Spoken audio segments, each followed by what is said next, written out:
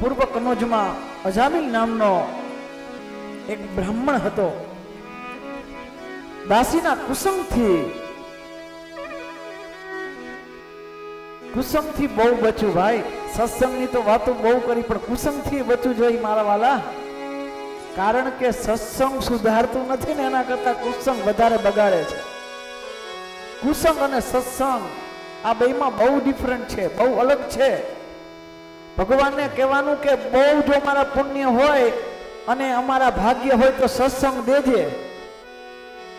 कारण के मात मिले पुनीतात मिले तो भात मिले जब सुखदाई राज मिले गजबाज मिले सब साज मिले मन वंचित पाए लोक मिले विधि लोक मिले पर लोक मिले वैकुंठ ही जाए सुंदर और मिले सब है. एक संत समागम दुर्लभ भाई, एक संत समागम दुर्लभ भाई. संत समागम बहु दुर्लभ है. सारा संतो मळवा, सारू सत्संग मळवो बहु मुश्किल है, पण कदाच ए पण मळे अने अमारा भाग्यमां न होय तो काई वांधो नहीं.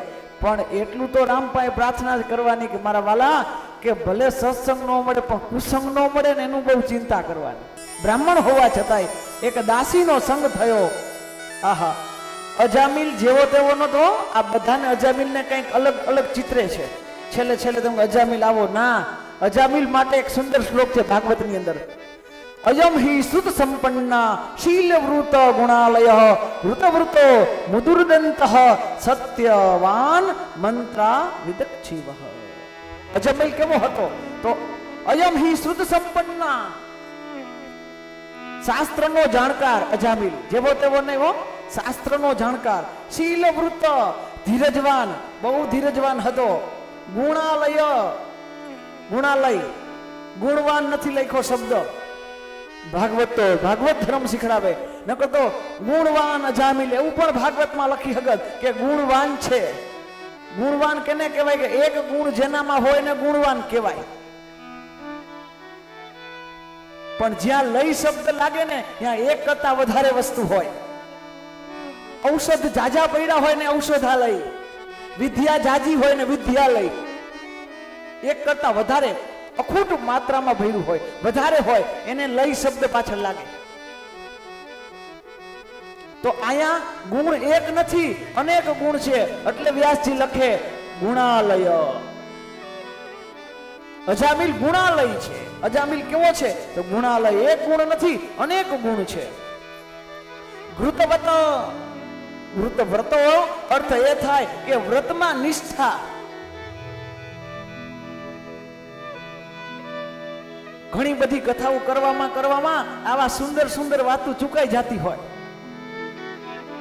અજામિલને કઈક એવી રીતે ચિતરી જાય. તમને ને મને સમજાવે કે આટલા આટલા ગુણ હોય તો અભિમાન કરવાનું નહીં, પણ એક ખાલી અસંગ થઈ જશે, કોક સાથે કુસંગ થઈ જશે તો જીવ બગડ્યા વગર નહીં રહે. આટલા ગુણ હતો ગુણાલયો, એટલા બધા ગુણ હતા. ગુણનો ભંડાર હતો. વ્રતનિષ્ઠો, એવું નહીં કે એકાદશીના દિવસે રાત્રે 12 વાગે જમી લેતો.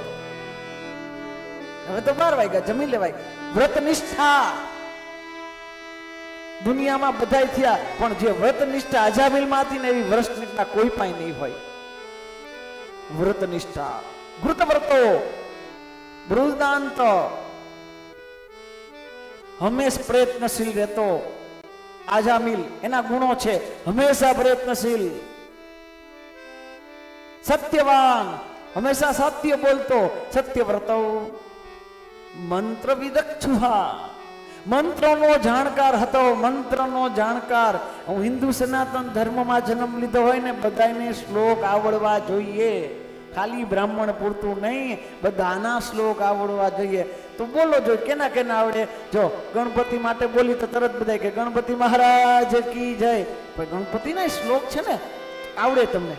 વક્રતુંડ મહાકાય સૂર્યકોટિ સમપ્રભ નિર્વિઘ્નમ કુરુ મે દેવ સર્વકાર્યેષુ સર્વદા. ગણપતિનો શ્લોક એમ બધાના શ્લોક છે.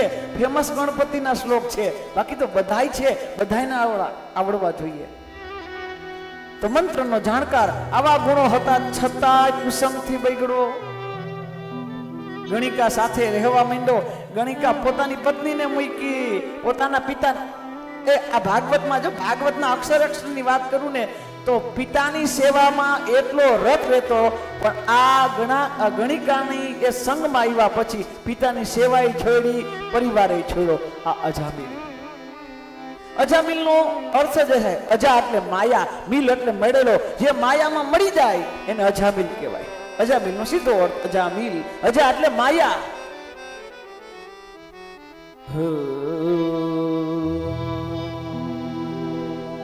माया को सब भजे,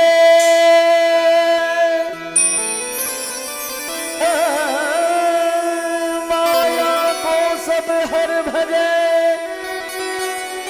माधव भजे न कोई, एक बार माधव भजे तो